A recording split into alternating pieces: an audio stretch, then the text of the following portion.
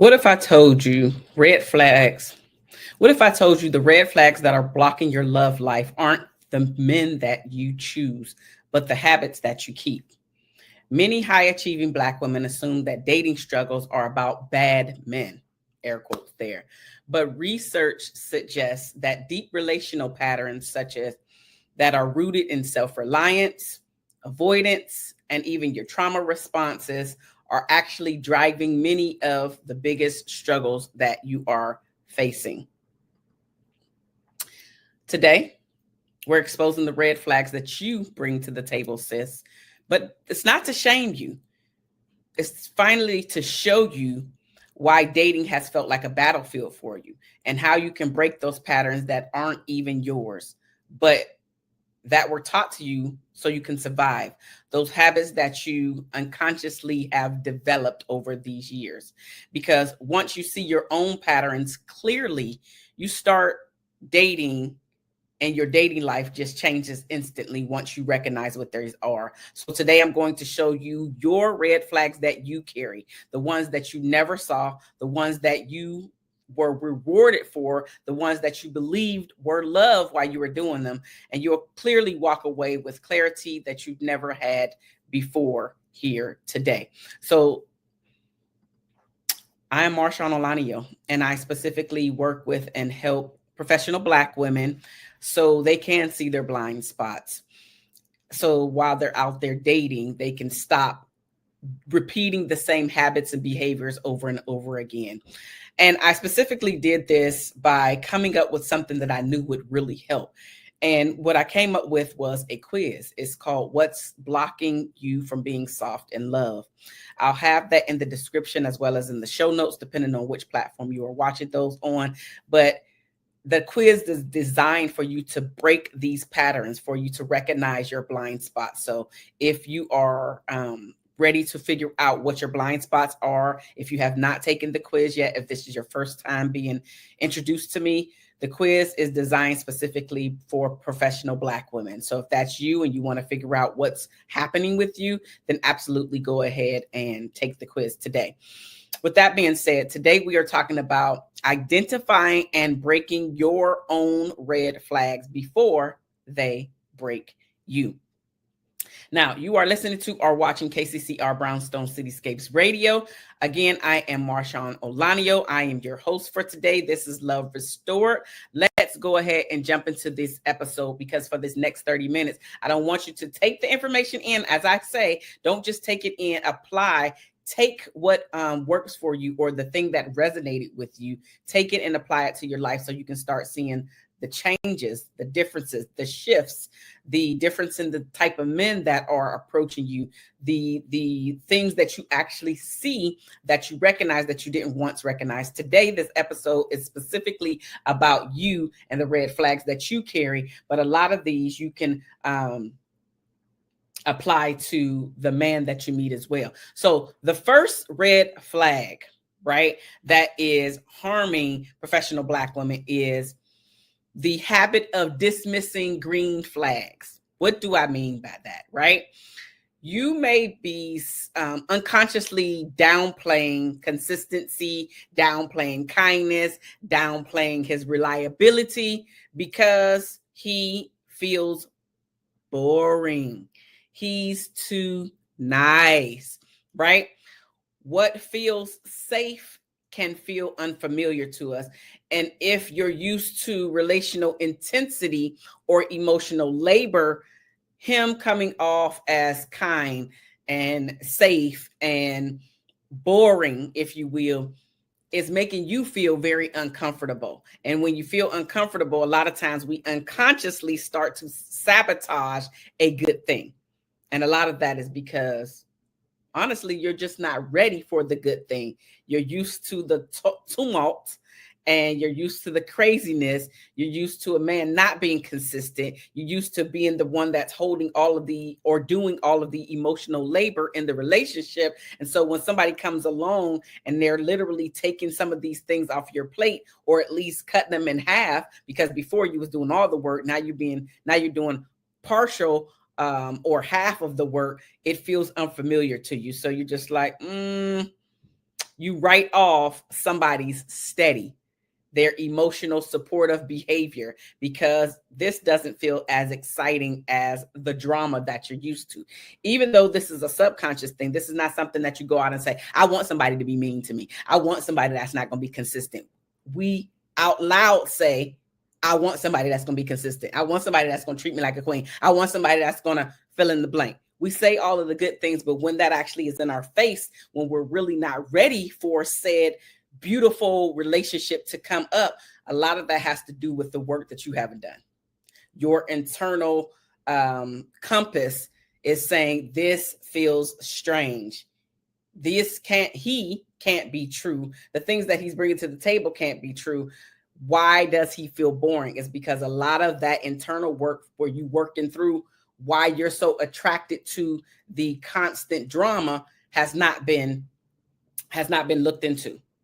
It really hasn't. And a lot of times research actually suggests that this type of avoidant attachment style, those people tend to downgrade or downregulate emotions, and they may not respond as strongly to positive emotional bids, which is leaning into you, making you feel safe, right?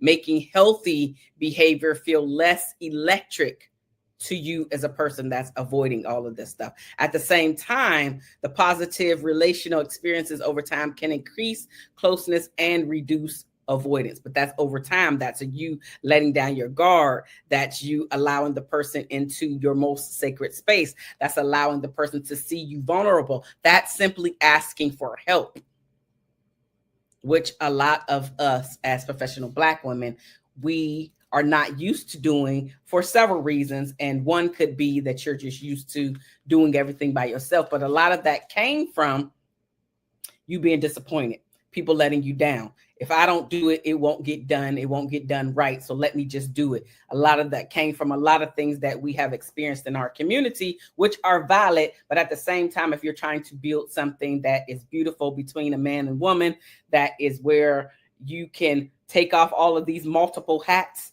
and just be in your feminine. A lot of us haven't been able to be in our feminine, again, for a lot of other reasons that I mentioned on several other videos, but I won't go deep in that today. But what I'm specifically pointing out is the red flags that you carry, the red flags that you're bringing to the table that you may not even be aware that you're bringing to the table. This I've heard from clients. This I've heard from friends. He's too nice. He's boring. It's because, again, I'm going to repeat this. A lot of your internal work, the deeper work that needs to be done before we jump into these long-term relationships and marriages specifically, has not been done. So you want it to, or you wish it to be always exciting. But when you think about it, really sit back and ask yourself and think about this question. Is the excitement really worth the frustration that comes along with it? Me being really, really high because he's trying to get back on my good side, and go from those really, really high moments to those really, really down deep in the dirt, crying, snotting, up all night, checking your phone, looking out the window. How do I know this? Because I've been there, I've done that. It didn't feel good. And once I removed myself from those situations, I was like, that's not the type of relationship that I wanted to be in. And for me, that was in my marriage. That's not the type of marriage that I wanted to be in, where I'm looking out the window because you decided not to come home that night, or you decided to let the sun catch you when you decided to open up the door to sleep for the night. When I decided that I didn't want to be a part of a marriage like that. And there was other things that were going on. It wasn't just this one thing. So there's usually a buildup before we decide to say enough is enough. And I got to that point. But if we think about these things before we even get there, we really should tap deeper into the boring guy, to the guy that is showing you all of the things that we say that we want. A lot of times we don't know how to handle it when it's in our face. Then there is the red flag blind spot. It's easier to spot what is wrong with somebody else than to recognize how your own relational style shows up, how your own red flags are showing up, what you're consistently doing to be your own red flag. I did a video long ago. Are you a walking red flag? I was a walking red flag at one point. If you haven't watched that, I'm gonna plug it up here because I feel like you should watch that video just to understand if you're a walking red flag. You might be. It goes even deeper than this right here. What looks like self-awareness may actually be reactivity, which is a pattern of protecting yourself without truly reflecting. A lot of us could do so well if we just took the minuscule moment to reflect on why a relationship didn't work out. And if you're not in a relationship, this is the perfect time for you to do some reflection on your previous, like your last one, and those prior to that. Any relationship that you can think of where it didn't work out for whatever reason, reflect on the reasons why. And I'm not talking about reflect on what he didn't do. I'm talking about reflecting on the areas of your own weakness. What red flags were you bringing to the table as to why your relationship didn't work out? One of the things that I had to specifically take accountability on was the fact that even though I felt like I did a lot of things right, at some point, because I didn't feel like I was being treated right, at some point I started playing the game and I started doing the wrong stuff, right? But then let's back up even further to take you in more accountability. I chose him just like he chose me. So maybe my choice wasn't the best choice, period. A lot of the internal work that I'm speaking about, that I talk about time and time again, a lot of things that I try to get you not to go down the same road is because I've already been there and it doesn't feel good. So if I can help 1, 10, 20, 50, 100 women specifically, but people in general, specifically in our community, so we can start breaking down these generational curses, then I have done and fulfilled my God-given purpose. It really does make a difference with how we are showing up in our relationships and how much accountability that we are taking for ourselves and the partners that we have chosen to be in a relationship with. We attract where we are at. We attract where we are at. So if you are not the most trusting person, you're going to attract somebody that doesn't trust you, right? Or has some type of flaws about himself when it comes to you, right? So you have to really hunker down and really try to figure out your own mess, right? So one of the things that I hear time and time again, which is why it was the first point, is the green flags. Even though you're not saying them green flags, it's just like, he's too boring, he's too nice. There's nothing that, like, that's really the type of guy that you want. Those are the type of men that are ready to settle down and build the type of homes that we say that we want. But these are the red flags that we're bringing to the table, which is why, and what I help my clients actually do is understand what their blind spots are. You don't know what your blind spots are, or somebody has told you a time or 50, but you still are denying those things. If you have heard these things over and over again, my sis, love you, smooches, but that is a blind spot for you. You can't see that if you started working on this one particular area, how much better your connections could be with the next person that comes along. And just think about this in your reflection time. If you looked at each of your failed relationships and why they failed, not only the stuff that he was doing, but also your stuff, and you start working on those areas, you took 2, 3, 4, 5 different areas of weakness and started to really work on those. And the next person that comes around, you worked really hard not to repeat those same behaviors and habits. You will see there is a stark difference in the type of man that you will attract, as well as the connection within the relationship.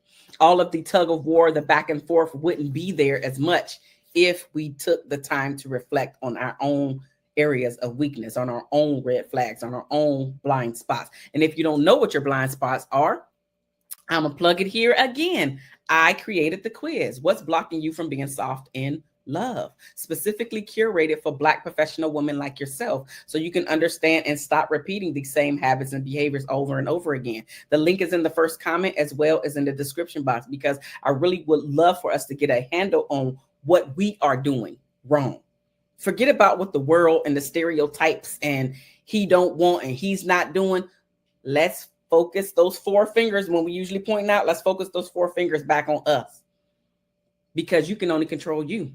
You can't control what nobody else thinks about you. You can't control how anybody else treats you, air quotes, because there is some control in that, right? It's about what you accept and what you're not, but I digress. You cannot control how a person and what a person is going to say and how they're going to, what box they're going to put you in and all these other things. You can only control you. You can only control your actions. You can only control your thoughts. Anyway, to a certain degree, but all of this has to do with you. Instead of looking outside for the answers, all of the answers that you need are already inside. The things that you have to shift and change about yourself are already within you to figure those things out. The next thing is the red flag of choosing men that you can fix. Why are we doing that? Only time a person can change is when they are ready to change. There's nothing that you can do to fix a person. It's a full-time job trying to fix yourself. You can't fix nobody else. That person, in this case, your potential partner, your mate, has to be willing to do his own work. You have to be willing to do your own work. And at some point together, then y'all do work together. But if you have yet to start on your own work, fixing your own areas of weakness, focusing wholeheartedly on yourself and what you can do and how you can do things different in your relationship, it's going to be a problem. But you're not a fixer. You're not a fixer of the man that you invite into your life. Rescuing may feel a little bit safer than being seen. You pick partners you need to help rather than truly partnering with. Fixing becomes a way to avoid revealing your own vulnerabilities. A lot of times we pick people that we know that we don't have to show up fully who we are. We don't really have to showcase who we are. We can kind of control the way that this relationship is going to, go. We can control the time limit and how much we're going to step into, how much we're really going to reveal about ourselves. All of that is a choice that you're making. But in keeping your most vulnerable pieces hidden, in keeping the things that you really need to ask for help on and not, the connection is slowly but surely fading away. You cannot stay connected when you're trying to always be the boss in your romantic relationship. You gravitate towards someone with baggage because helping them feels more comfortable than letting someone support you. You know how, this is such a simple example, but even when I give some women, specifically Black women, compliments, how they can't take the compliment of, oh, you look so pretty today, or oh, you look beautiful. Oh, instead of just saying thank you.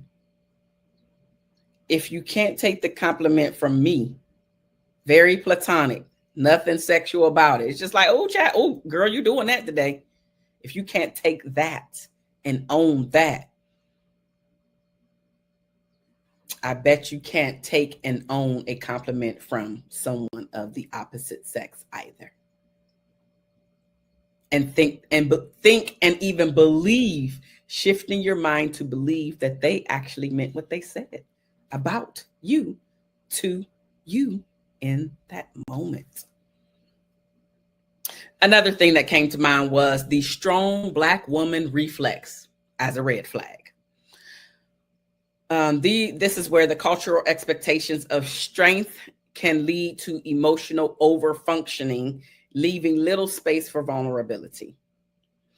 Where independence becomes your isolation when you do not allow your partner to support you emotionally. Again, if you can't connect in your vulnerability, if he has never seen you cry, or very rarely, if the only time you are releasing is in the car when you're screaming, or in the shower where nobody else can hear you, how can you expect for him to understand you what you're going through? How does he get to be able to read you and know that something is wrong so he can support you if you're always pulling back and or hiding these things, never sharing what's bothering you? He can't. Again, this is where the disconnect. This is a red flag because you're always there for everybody else. But when it comes time for somebody to be there for you, you either don't have anybody or you don't allow someone to be there for you in that way, including your partner. Your friends and family may not ever see you, because here's the thing. We know as the strong Black woman, nobody really checks up on the strong Black woman because they figure that you always got it together. And so if you don't have 1, 2, 3 people that you can be like, hey, I usually am strong, but I need to get this out today. That could be your coach. That could be your therapist. That could be your mentor. There has to be somebody that you should be able to just be you with. I remember I was having a conversation with one of my accountability partners. And before we started sharing like real life stuff, because we were just talking about business, before we started really sharing our lives, I remember, I guess for her, even though she knows I'm human, right? I guess for her, she had never seen that softer side of me. And so one day I remember her mentioning it to me, like, I know you're human, but like, I just feel like you always got everything together. And I'm like, child, please. I didn't make no big deal about it, but I took mental note for sure. And now our relationship is even deeper because I showed that side of me. Like, girl, I was ready to throw in the towel. And I'm just talking about a friendship. I actually don't have no problem asking for help when I'm in a romantic relationship. I'm currently not in one, right? I don't have no problem asking for help. But I had to become aware of, even in my friendships, sometimes your deeper connections that you want even in your friendship aren't as deep because they've never seen you sweat. She thought I always have it together. I'm like, child. We as people, and I do have it together usually, but there are moments because I'm human and things get to me just like they get to the next person. Right? I have outlets. And so now this particular accountability partner has become a friend and a sister. And so she absolutely sees those parts of me now. So just think about not only in your romantic relationship, but also in your friendships. Those relationships that you want to become deeper can only become deeper if you allow your vulnerable side to be showcased. In a study of Black women, the superwoman Shima was significantly associated with avoidant attachment, which in turn predicted lower relationship satisfaction, which makes sense. If you're not attaching to someone, feel like you're connected to someone, you will have a tendency to have a lower rate of relationship satisfaction with your friend as well as in your romantic relationship, because they don't truly know you. You don't truly know them. They've never seen your vulnerable side. You're trying to control how you show up in every scenario. You're trying not to break down. They only have seen your strong Black woman side. And that is a problem in the big scheme of things. So if you want more connection, let them see you sweat. Let them see your vulnerable side. Not limited to your friendship. Please understand this is about your partnership, but also understanding that these are your red flags that you're carrying. The strong Black woman flex, for most of us, it becomes a red flag. In the beginning, it was about empowerment. And at some point, I don't even know where it happened. It started to twist and turn. And it's like, I'm hyper independent now. When I think about the strong Black woman, that's what I think about. Hyper independence. I don't need nobody's help. I got this. No, I ain't got to ask for help. I'm going to figure it out. If I can't do it, nobody can do it. Nobody can do it like me. It's the simple things that show the connection, that show people that you need them, that show people that you want them there. I digress. Let's keep going. Here's the red flag of the patterns of choosing pain familiarity. And I know I messed that word. You might be drawn to dynamics that feel familiar from your past, even if they aren't healthy. You know that they're not healthy. Chemistry is not always compatibility. What feels intense may be your trauma echo. You see, we have to think about the boring, the nice, the steady, the person that's always calling to check up on you. You told them about a project that you was having at work. Now, i.e., you have friend zoned him, right? This person is calling to check him. Hey, how did your presentation go? You need to run these things by me. Yes, I'm coming to see you when you do A, B, and C. I'll be there. They got all of your things memorized. They know your birthday. They know all of these things, and they're there for you every single time. They are your most consistent ride or die person, but you have friends on them because too nice, because he's too whatever, fill in the blank of something that you just not super appealed and drawn toward. That's the person you can have the most beautiful relationship with.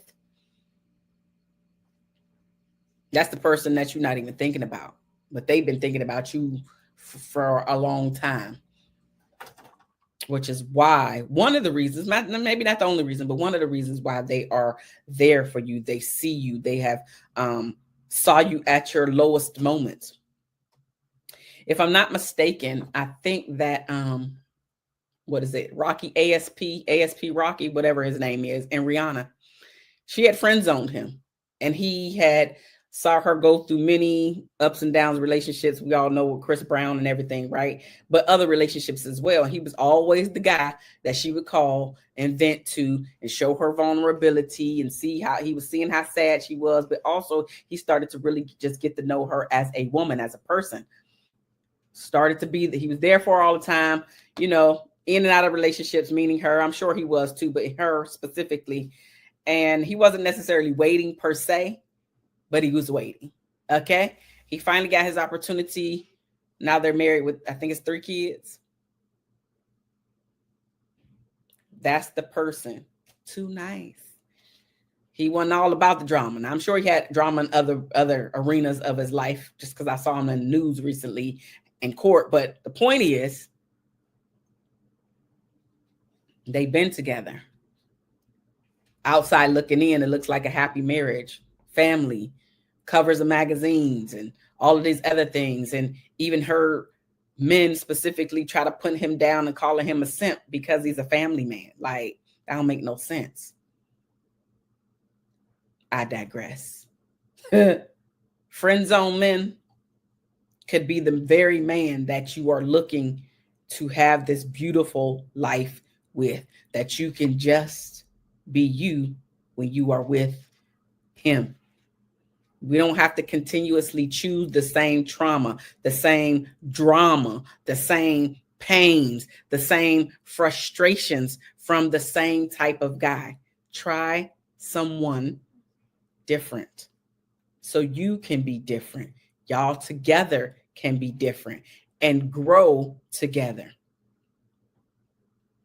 Attachment styles developed in early life influence how people relate in romantic relationships. For instance, avoidant individuals tend to withdraw in conflict and struggle to build intimacy. You don't have to be a part of that. The very last thing before we go is the red flag of performing softness. This displayed softness can feel like a strategic performance rather than genuine vulnerability. And I talked about vulnerability. Under stress, you revert to control because softness feels unsafe. We don't want to do that anymore, ladies, right? Because every woman has red flags, not just the men she dates.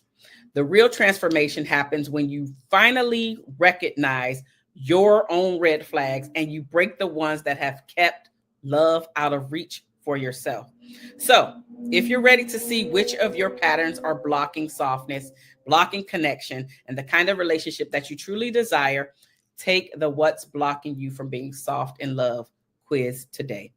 It was created specifically for Black professional women like yourself on a journey back to herself. You deserve love that feels like safety, not survival. Start with the quiz today. I love you guys, and there's nothing that you can do about it. And I will see you in the next episode. Bye-bye now.